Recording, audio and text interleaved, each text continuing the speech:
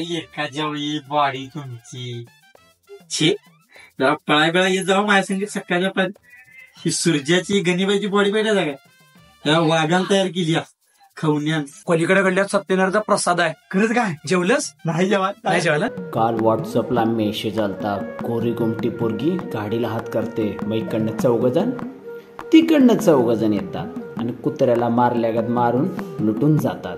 माझ्या खिशात किती पैसे आहेत?